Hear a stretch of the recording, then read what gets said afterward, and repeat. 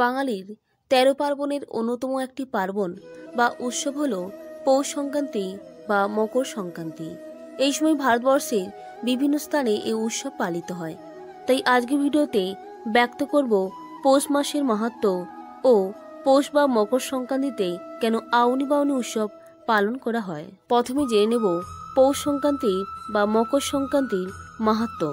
হিন্দু পঞ্জিকা মতে সংক্রান্তি কথার অর্থ হল মাসের শেষ তারিখ। সেই অনুযায়ী পৌষ মাসের শেষ তারিখে পৌষ সংক্রান্তি পালন করা হয়। প্রতি বাড়িতেই নানা রকম পিঠে পুলি তৈরি করা হয়। অপরদিকে জ্যোতিষশাস্ত্রে সংক্রান্তি কথার অর্থ হল বিচরণ করা, অর্থাৎ প্রতি মাসেই সূর্যগ্রহ বিভিন্ন রাশিতে গমন করে। সেই অনুযায়ী পৌষ সংক্রান্তি শেষে সূর্য গমন করে মকর রাশিতে, আর এই সময়টিকে মকর সংক্রান্তি বলা হয়। এদিন সূর্যের দক্ষিণায়ন সমাপ্ত হয় এবং উত্তরায়ণ পালিত হয়। শুভ কাজগুলি এই দিন থেকেই শুরু হয়। ভারতবর্ষের অঞ্চলভেদে বিভিন্ন জায়গায় এই মকর সংক্রান্তি বা পিঠেপুলি উৎসবের নিয়মরীতি ভিন্ন ধরনের রয়েছে। সেই অনুযায়ী দক্ষিণ ২৪ পরগনা জেলার সাগরদ্বীপে এই উৎসব উপলক্ষে সাগর মেলা আয়োজিত হয়। জনে জনে পুণ্যার্থী এই উৎসবে উপস্থিত হয় এবং গঙ্গা স্নান করে পূর্ণতা অর্জন করেন। শুধু দক্ষিণ ২৪ পরগনা নয়, বাংলার বীরভূম জেলার কেঁদুলি গ্রামেও পৌষ পার্বণ উপলক্ষে জয়দেব মেলা বসে। নানা ধরনের অনুষ্ঠান পালন করা হয়। বাউল গান, ভাদু, টুসু প্রভৃতি গানে সেখানের মানুষরা নাচে গানে মেতে ওঠে। চলে নানা ধরনের মেলা। শাস্ত্রমতে মকর সংক্রান্তি বা পৌষ সংক্রান্তিতে হিন্দু ঘরে ঘরে নানা নিয়ম আচার পালন করা হয়।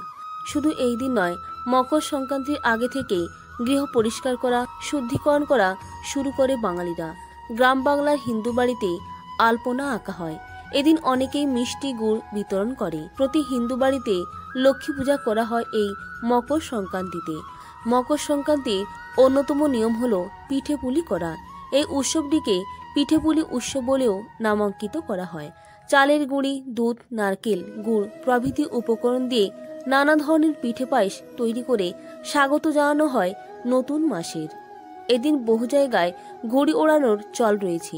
সবাই একত্র হয়ে মকর সংক্রান্তিতে ঘুড়ি ওড়ায়। প্রচলিত নিয়ম অনুযায়ী মকর সংক্রান্তিতে কোথাও গিয়ে রাত থাকা উচিত নয় বলে বিবেচিত হয়। এমনকি দূর ভ্রমণেও যাওয়া অনুচিত। যদি কোথাও কেউ যায় তাহলে সেদিনই তাকে বাড়ি ফিরে আসতে হয়।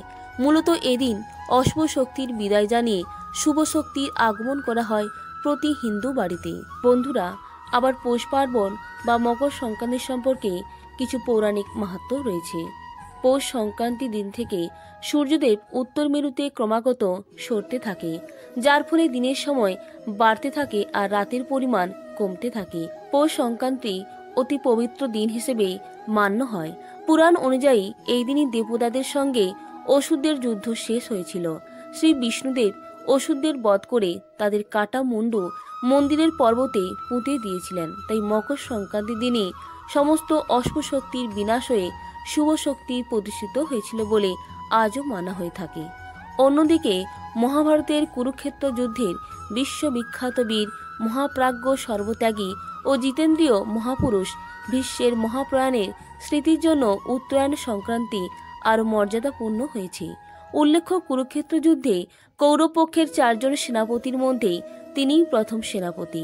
উভয় পক্ষের ১৮ দিন যুদ্ধের ১০ম দিবসে সূর্যাস্তের কিছুক্ষণ পূর্বে পাণ্ডব পক্ষের সেনাপতি অর্জুনের শরাঘাতে ক্ষত বিক্ষত হয়ে ভীষ্মদেব রথ থেকে মাটিতে পড়ে যান। কিন্তু তিনি মাটি স্পর্শ না করে ৫৮ দিন তীক্ষ্ণ সরসজ্জায় শুয়ে উত্তরায়ণের জন্য অপেক্ষা করে পৌষ সংক্রান্তির দিনে যোগবলে দেহত্যাগ করেছেন। শাস্ত্রমতে ভীষ্মদেব মৃত্যুর পরে ভগবত ধামে যাননি। তিনি ছিলেন দৌ, মতান্তরে দু নামক অষ্টবসু, যিনি মহর্ষি বশিষ্ঠের অভিশাপগ্রস্ত হয়ে ইহলোকে মনুষ্য হিসেবে কৃতকর্ম ভোগের জন্য জন্ম নিয়েছিলেন। তাই তার পুনরায় দেবলোকে যাবারই কথা, কারণ তিনি সেখানকার স্থায়ী বাসিন্দা। দক্ষিণায়নের সময় দেবলোকের রাত্রি, সেই সময় সেখানকার সবকিছু বন্ধ থাকে। ভীষ্ম যদি দক্ষিণায়নের দেহত্যাগ করতেন তবে তাকে তার লোকে প্রবেশ করার জন্য বাইরে প্রতীক্ষা করতে হতো। তিনি ইচ্ছামৃত্যু বরণ করেছিলেন বলে ভেবে দেখলেন দক্ষিণায়নে মহাপ্রয়াণ করলে দেবলোকে গিয়ে বাইরের প্রতীক্ষা করার চেয়ে এখান থেকে উত্তরায়ণের প্রতীক্ষা করাই ভালো, কারণ এখানে ভগবান শ্রীকৃষ্ণের দর্শন লাভ হবে এবং সৎসঙ্গ হতে থাকবে। এই ভেবে তিনি দক্ষিণায়নে শরীর ত্যাগ না করে উত্তরায়ণে শরীর ত্যাগ করেছিলেন। ভীষ্মদেবের এই মহাপ্রয়াণের স্মৃতির জন্য সনাতন ধর্মাবলম্বীদের নিকট উত্তরায়ণ সংক্রান্তি বেশি গুরুত্ব পেয়েছে।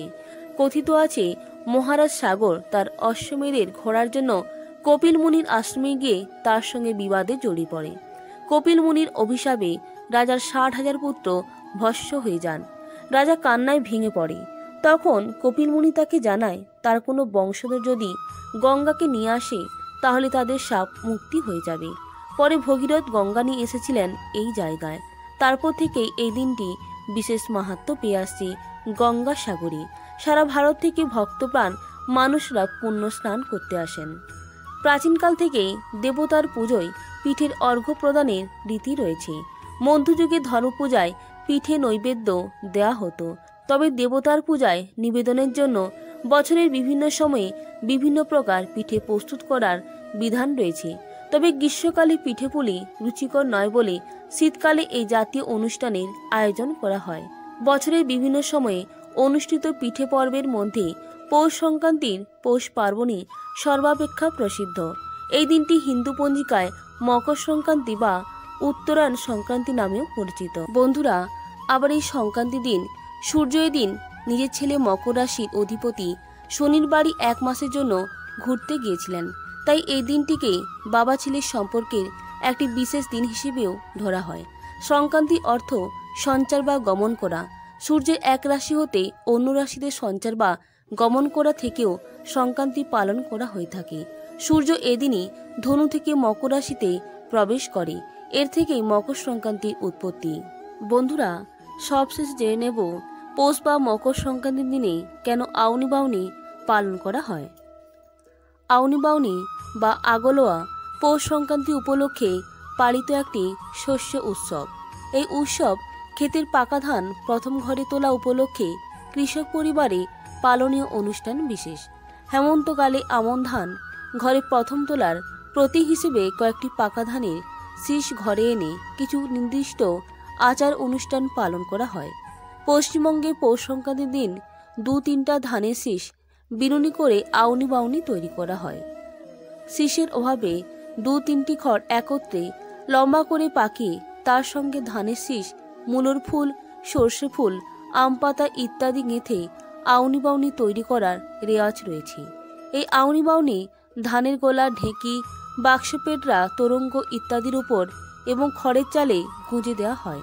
বছরের প্রথম ফসলকে অতি পবিত্র ও সৌভাগ্যদায়ক মনে করে একটি পবিত্র ঘটে সারা বছর ধরে সংরক্ষণ করা হয়। এই আচারটিকেই আউনি বাউনি বলা হয়। এই ছিল আজকের ভিডিওর মূল আলোচ্য বিষয়বস্তু।